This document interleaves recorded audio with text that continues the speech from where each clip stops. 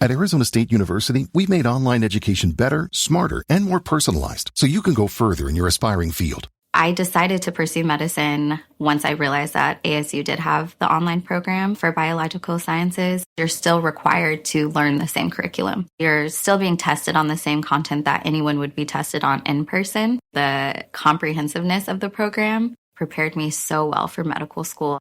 Explore over 350 plus programs at asuonline.asu.edu.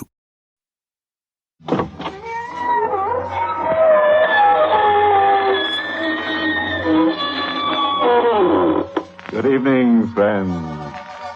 This is your host to welcome you through the creaking door into the Inner Sanctum. Now remember, friends, there's one rule that you must follow when listening to this program. You're not allowed to talk or whisper, but if you scream, that's fine. Oh, I've just come back from the most deadly vacation I ever had. Went horseback riding with a headless horseman, swimming with a sea serpent, and golfing with a ghost. In the evening, I visited old friends who just moved into new graves. But here I am, home again, pale, unhealthy, and bloodthirsty.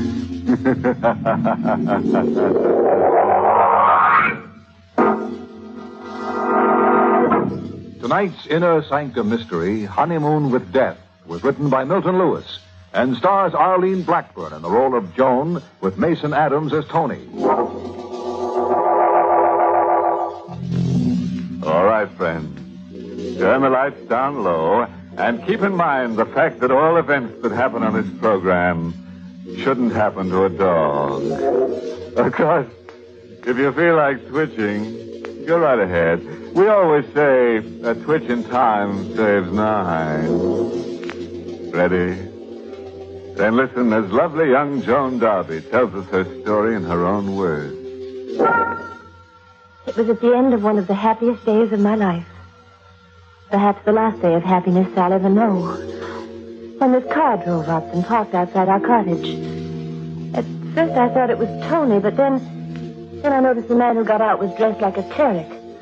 And the woman with him was rather overdressed in a sporty way. In a moment, they were knocking at my door. And when I went to answer it... Mrs. Darby? I beg your pardon. There must be some mistake. I'm not Mrs. Darby. Helen, is she the young woman? Yes, that's Mrs. Darby. There's no doubt about it. I'm sorry, I don't think we've ever met. We haven't, Mrs. Darby. But please don't try to deny your identity again. I really do know who you are, despite the name you're using here. You're the former Joan Kent, the present Mrs. Anthony Darby, am I right? Yes, I am. May we come in? We must see you. Why? It's about a matter of the utmost seriousness. One might say it's a matter of life and death. I'm speaking of your life or death, Mrs. Darby. Oh, really? Please don't argue. Let us in. Just a moment. You'd better come back later when my husband's here, in an hour or so. My dear, we knew your husband was away. That's why we purposely came at this time. Do you mind telling me who you are? This gentleman is the Reverend Lawrence Norwell, a retired clergyman and a friend of mine. I'm Mrs. Ellen Martin. Why did you come here? We came here to save you from being murdered. Murdered? I know that's a shocking thing to say, especially to a young woman on her honeymoon. How'd you know that?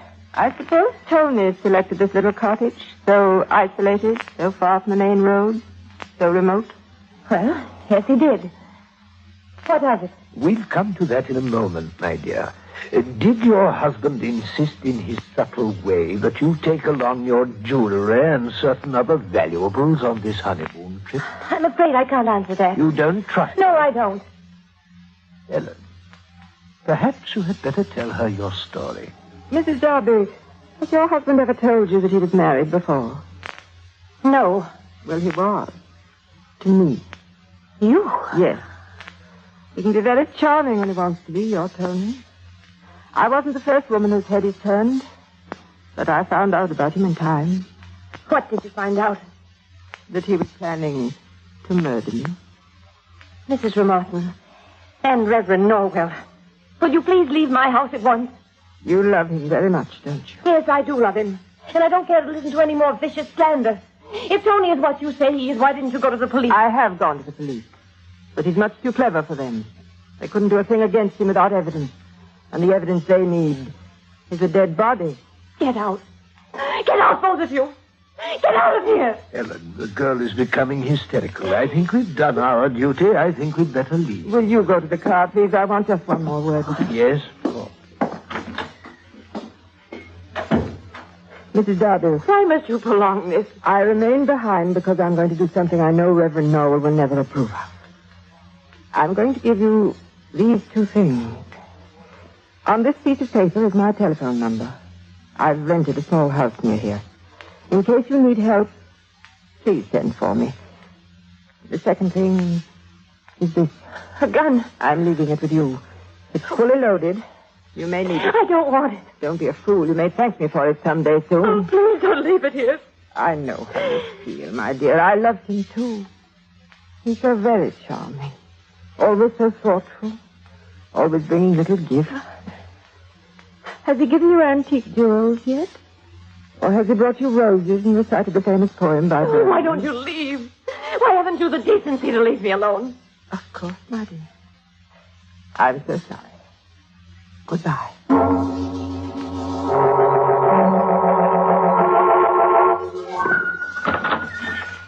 Joan?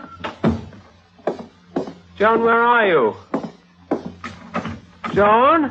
What is it, Tony? Well, what's the idea, darling? Why have you locked yourself in your room? Just a moment. Tony. Sweetheart, you look lovely. What have you been doing, taking a nap? Yes, I was. Well, you don't have to lock the door. I was all alone here. Oh, you poor darling, you're frightened. I'll try not to leave you alone again. No, Tony, don't. But, darling, I just wanted to kiss Don't touch me. Joan, what's wrong? Oh, nothing. Nothing. I fell asleep. I had a bad dream. Tony, Yes. why did you select this cottage to spend our honeymoon? I thought that you'd like it. It's ideal for a honeymoon. There's no one around, just the two of us. Then there was another reason I hadn't told you about. Another reason? Well, it's a rather silly, romantic reason. Really? Tell me. They call this place the Enchanted Cottage. Enchanted? How? Well, it's very old, you know. And a legend says that once upon a time, long ago, a bride-to-be slept here. A girl of 16, almost a child. And on the following morning, she was to marry a man who was false to her. What happened to her, Tony? Well, during the night, she fell under the power of the spell that's been cast over this cottage. And this gentle child awoke, a child no longer. Overnight, she was changed into a hideous old demon, insane and vengeful, who murdered her lover and cast herself into the sea. And so now they say that only true lovers dare stay here. But we have nothing to worry about, do we, dear? Tony. Joan, are you crying? I thought that story would amuse you. I found it very amusing. An enchanted cottage. You're right, it is romantic, but, Tony, will you tell me this? Why'd you suggest I bring my jewelry to a place like this? Well, I didn't plan to stay here more than a week or so. I thought we'd travel, perhaps go to Canada, perhaps even take a boat there for Europe. We'll go out. You'll want your jewels. Why'd you use an assumed name for us? Well, I told you I didn't want people to know that we're here. I didn't want any old friends or relatives dropping in on it. Darling, why all these questions? I love you. You surely must know that. Oh, you must forgive me. I've been a foolish, silly girl who's had a bad dream, but now I'm awake. And I love you, too. Oh, Tony, I love you. Joan, dear. Come with me, darling. I brought some gifts for you in town. Gifts? Yes, I know you have a feeling for old things, so when I saw this in an antique shop in town... Oh, what a lovely old locket. Oh, it's perfect. I'm glad you like it. After all, what do I know about antique jewelry? Oh. What's the matter? Nothing. Nothing, just a chill. It gets so cold in here at night. What's the other gift you brought me? Roses? How did you know? Where are they? Here. Oh, they're beautiful. My love is like a red, red rose that's newly sprung in June. My love is like a melody that's sweetly played. Stop it! What? Stop it! Joan, what's the matter? Don't come near me, don't! Stop it!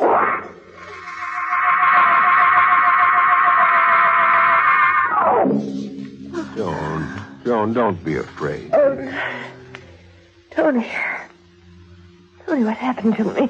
You fainted, darling. I put you on the couch. I'm afraid you're not very well. Would you like me to get a doctor? No, I'm not that ill. It's just my nerves. Is it? Yeah, I've been that way all my life. My doctor's given me a prescription. I didn't think I'd need it. Shall I go to town and get it filled? Yes, it's in my purse on the table. Oh, yes, I've got it. Come, darling, I'd like you to go with me. Oh, I don't think so. I'll do better to stay here and rest. I don't like to leave you alone again. Oh, don't worry. I'll be all right this time. Is there a druggist still open? Yes, but I'd better hurry. He closes at 9, I think. Well, then you'd better hurry and don't worry about me. All right. Goodbye, darling.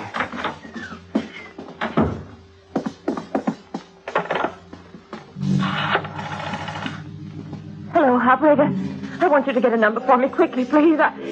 Oh, wait, I had it here on a piece of paper. Where'd I put it? Yes, it's here.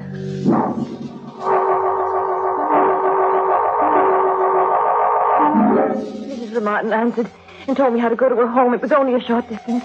I could walk it in less than half an hour. I had to speak to her again. Oh, I loved Tony, and I had to find out how much was hysterical suspicion, how much was truth. As I approached the house, I could see a dim light. I heard someone scream. Tony! What are you doing here?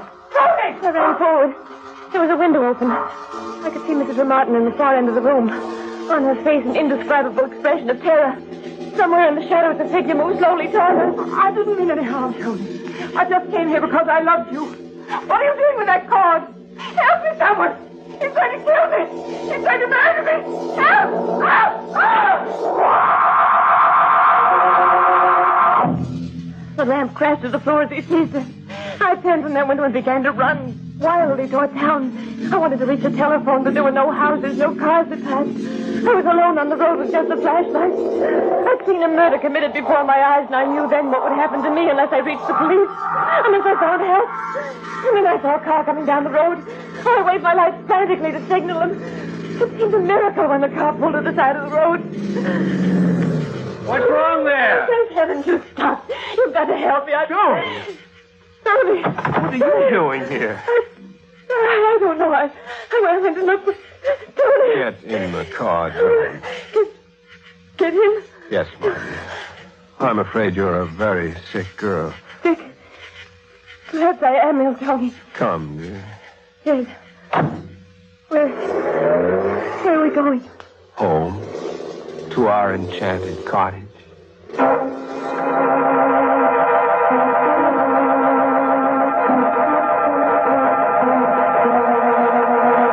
We said nothing. Not a word to each other until we arrived at the cottage. I knew my life depended completely on my ability to maintain control of myself. Come in, Joan. I think I'll go to my room, Tony. No. I want to know why you didn't stay here. I can't explain it. I felt I just couldn't remain in this place any longer. Why not? I can't tell you. I've grown to hate it. I'm not very well. Just what is wrong with you, Joan? I thought I told you. You didn't tell me that anything like this would happen. Has it happened before? This sudden hysterical running away? This blackout when someone asks you why you did it? Yes, it happened before. While I was at college. What did the doctor say then? He told me to see a psychiatrist. Did you? Yes. Darling, I'm very tired. I really don't want to go on with this. I'm afraid we'll have to. You see, I love you very much. Love me? Yes. I'm your husband. I've a right to know everything about you. What did the psychiatrist tell you? Tony. I insist upon knowing. He said that there was nothing very much wrong. Except that I'd developed an abnormal sensitivity. In what direction? In every direction. He said that I'd be quite well when I got married, had children. Really? Yes, Tony. He said that I'd have difficulty in finding the right man, that I was much too clever for most men, that my tastes were a little too special to be easily satisfied. I see. Well, I waited. Finally, the right man did come along. Young, attractive, sensitive. A man who told me he adored me. I fell madly in love with him, Tony. So madly in love that it was the only thing that made any difference in my life. And then I married him. Do you still love him, Joan? Yes, I still love him. Even now. Even now? What do you mean by that? Nothing. You better tell me. Let go of my wrist. Tell me. I found out why you married me. What did you find out? That everything you said was lies. That you're a complete fraud. No worse, that you're a murderer. That you brought me here to kill me. You made a mistake, Joan. Are you going to deny it? No. But I didn't know that you knew about me. Now I'll have to come back here. No. You're not getting out of here.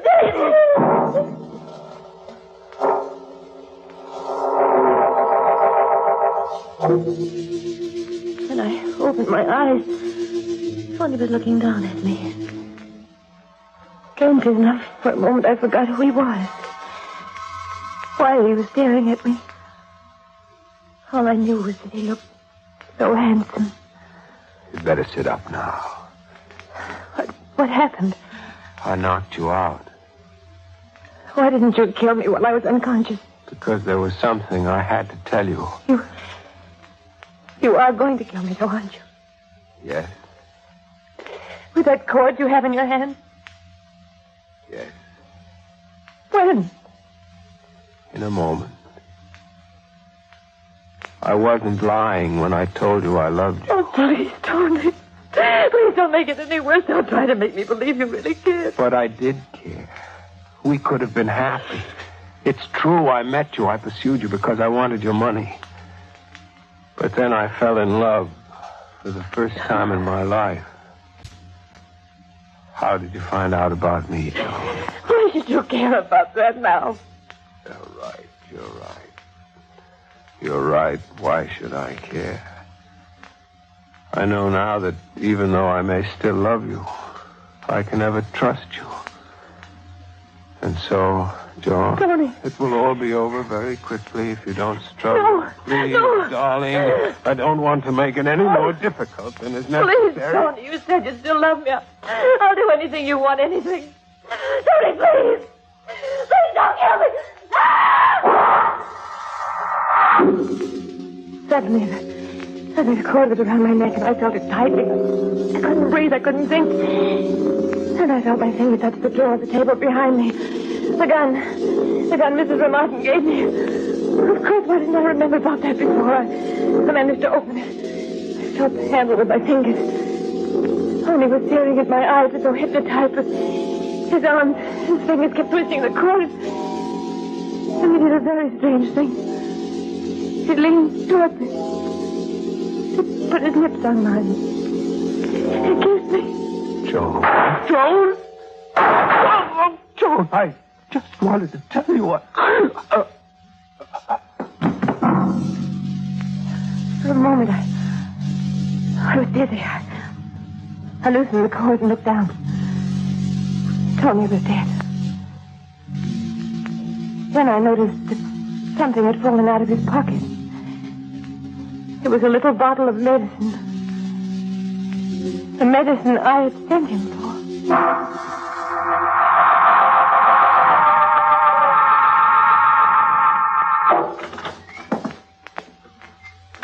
Lawrence? Yes, my dear. What happened?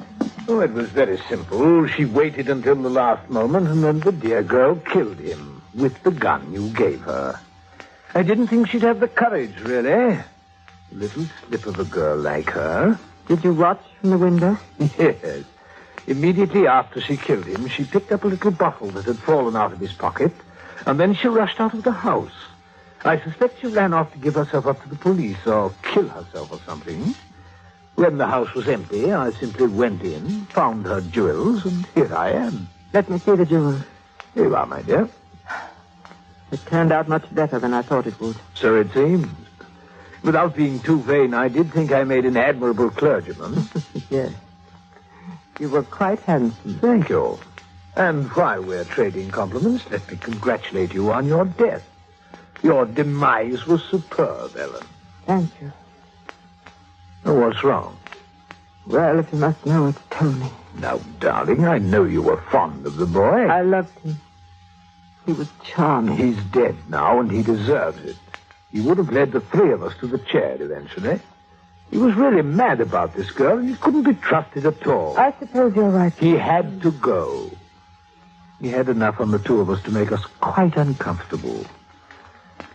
I think we'd better leave now. All right. I'll go close the back door. Ah! Put that gun down. You little fool. Ah! Ah! Ellen! Ellen, what happened? Don't move.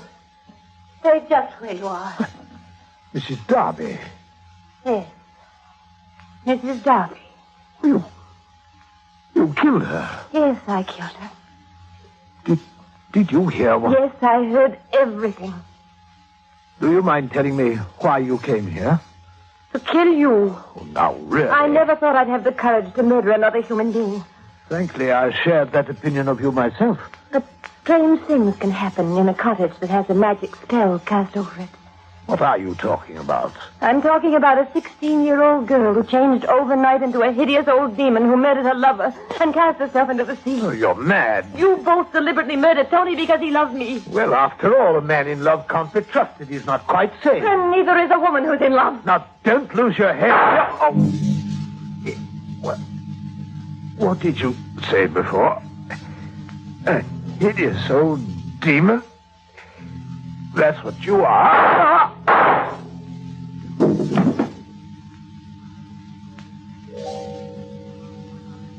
I made quite certain that he was dead. Then I went to the telephone and called the police. And I killed my husband, of course. It was in self-defense.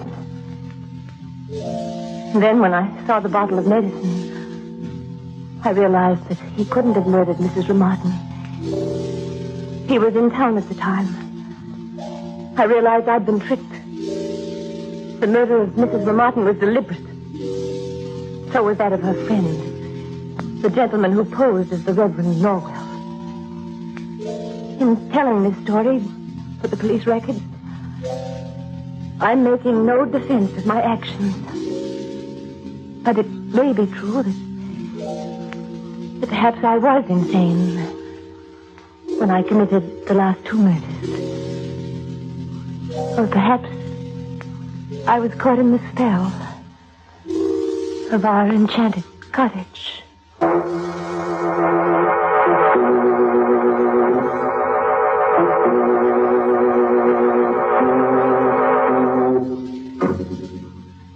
Well, I guess that ought to teach Joan to be more careful about arranging her accommodations for her next honeymoon. Oh, yes, the moral for our story is taken from one of the screams of the famous Irish banshee named Jill O'Teen, who said, "Don't be frightened by nightmares. After all, they're not nearly as frightening as the things that can really happen to you."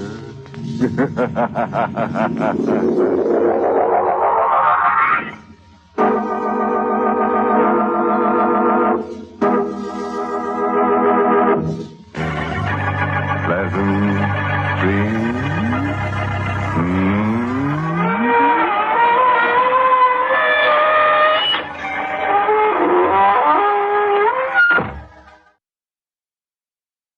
At Arizona State University, we're bringing world-class education from our globally acclaimed faculty to you. Earn your degree from the nation's most innovative university. Online. That's a degree better. Learn more at asuonline.asu.edu. It is Ryan Seacrest here. There was a recent social media trend which consisted of flying on a plane with no music, no movies, no entertainment. But a better trend would be going to ChumbaCasino.com. It's like having a mini social casino in your pocket. Chumba Casino has over 100 online casino-style games, all absolutely free. It's the most fun you can have online and on a plane. So grab your free welcome bonus now at ChumbaCasino.com. Sponsored by Chumba Casino. No purchase necessary. VGW Group. Void where prohibited by law. 21 plus. Terms and conditions apply.